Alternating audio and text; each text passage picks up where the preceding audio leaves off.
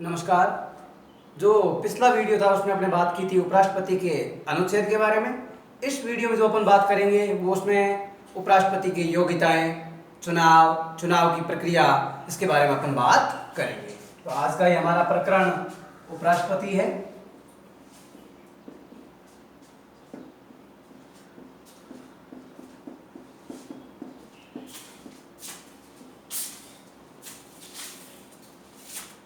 इसमें 5-6 बिंदु है जो अपन अगर याद कर दे तो कोई भी अगर पदाधिकारी के बारे में पढ़ें तो अपने को वो आसानी से याद रह जाते हैं। उसमें नंबर 1 योग्यता।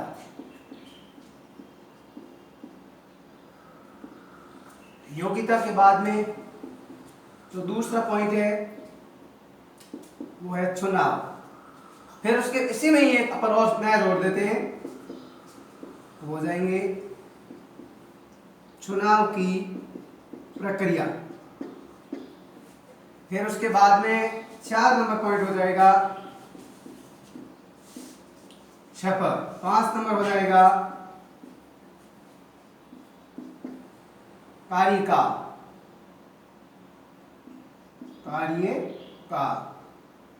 6 नंबर पे हो जाएगा वेतन और 7 नंबर पे हो जाएगा त्याग पत्र। इसको अपन यूं पढ़ेंगे तो आसानी से याद रह जाता है कि उपराष्ट्रपति की प्रश्न आता है, उपराष्ट्रपति की योग्यताएं लिखो, तो अपने को ये पॉइंट याद है तो फटाक से अपने को सिर्फ उपराष्ट्रपति की योग्यताएं लिखना है।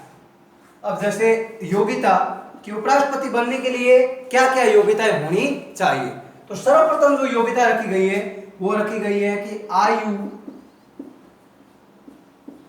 35 वर्ष हो। आयु 35 वर्ष हो। फिर पिछले वीडियो में अपने राष्ट्रपति पढ़ा था, उसमें पढ़ा था कि लोकसभा के सदस्य बनने की योग्यता रखता हो, लेकिन यहाँ लोकसभा के सदस्य वाली बात नहीं होगी। यहाँ जो बात होगी दूसरी वो होगी राज्यसभा का सदस्य बनने की योग्यता रखते हो।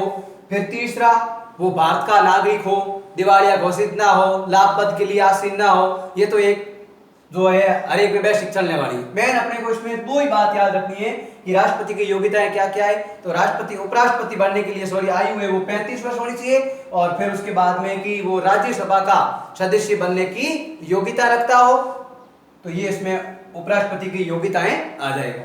फिर उपराष्ट्रपति की और साथ में ही वो राष्ट्रपति में अपने बात की थी कि 50 प्रस्तावक, 50 अनुमोदक और 15,000 रुपए। तो यहाँ जो है इसमें क्या आ जाएगा, 20 प्रस्तावक, 20 अनुमोदक और 15,000 रुपए जो जमानत राशि है। यानी मौखिक और लिखित में जो सांसद है वो अपना समर्थन देंगे, जो उपराष्ट्रपति के लिए अपना नामांकन पर्चा भरेंगे उसके लिए।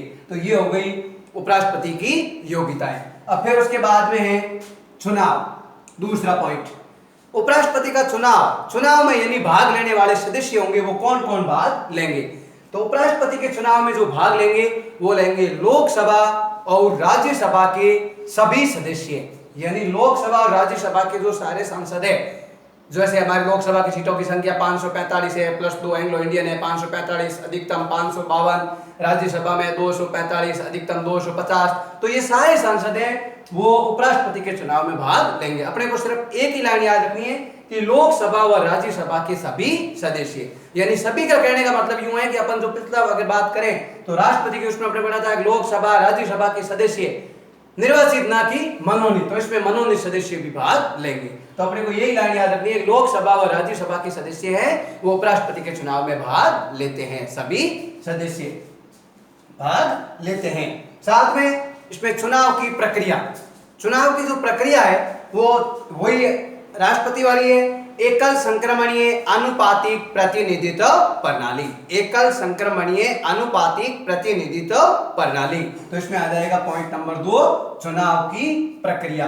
फिर उसके बाद में है जो आएगा कि जो उपराष्ट्रपति है, उपराष्ट्रपति को जो शपथ दिलाई जाती है वो कौन दिलाते हैं, तो वो दिलाते हैं हमारा भारत का राष्ट्रपति।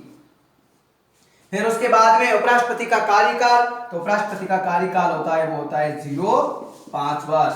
फिर उसके बाद में वेतन, उपराष्ट्रपति का अभी जो वर्तमान पिछले जो वेतन था वो था 1,25,000। अभी वर्तमान में उपराष्ट्रपति का वेतन है वो है 4 लाख। लेकिन बात करें अपन थोड़ा डीपली जानकारी लें तो उपराष्ट्रपति का वेतन होता भी नहीं।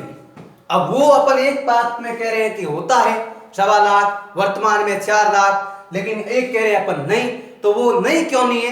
क्योंकि जो उपराष्ट्रपति को जो वेतन मिलता है वो उपराष्ट्रपति पद के लिए नहीं मिलता है। जैसे प्रश्न आ जाएगा कि उपराष्ट्रपति का वेतन होता है 1.25 लाख, 4 लाख, 3 लाख या 0, तो उसमें अपन सही उत्तर करेंगे 0।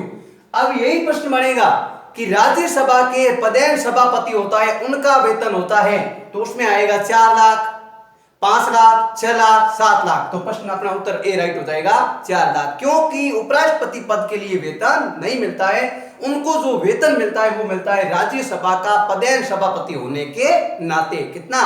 4 लाख। फिर उसके बाद में ये अपना त्याग पत्र है, ये अपना त्याग पत्र सौंपेंगे राष्ट्रपति जी को। कौन? उपराष्ट्रपति। तो ये सारी की सारी अपने उपराष्ट्रपति के बिंदुओं के बारे में बातें की गई हैं। जैसे अपन शॉर्ट में वापस बात करें, उपराष्ट्रपति की योग्यताएं, आयु 35 वर्ष हो, वो भारत का नागरिक हो, राज्यसभा का सदस्य बनने की योग्यता रखता हो, और फिर उसके बाद में 20 प्रस्तावक, 20 अनुमोदक, और उसके बाद साथ में 15,000 रुपए जमानत राशि। लेकिन वो जमानत राशि अगर जो टोटल मतदान होंगे उसका 1/6% प्राप्त नहीं करेंगे तो वो जमानत राशि क्या हो जाएगी? जब्त हो जाएगी। फिर उसके बाद दूसरा पॉइंट अपने दिया चुनाव की प्रक्रिया। लोकसभा के सभी सदस्य, लोकसभा और राज्यसभा के सभी सदस्य इसके चुनाव में भाग लेते हैं। कौन?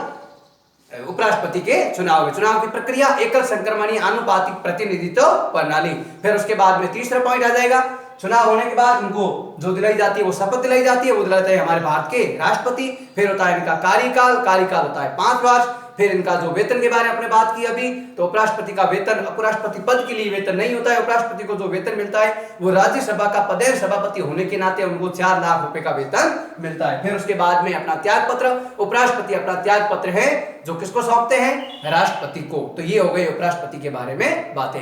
अगला वीडियो में अपन बात करेंगे, तब तक आप इस चैनल को अधिक से अधिक वीडियो को लाइक करें, चैनल को सब्सक्राइब करें। धन्यवाद।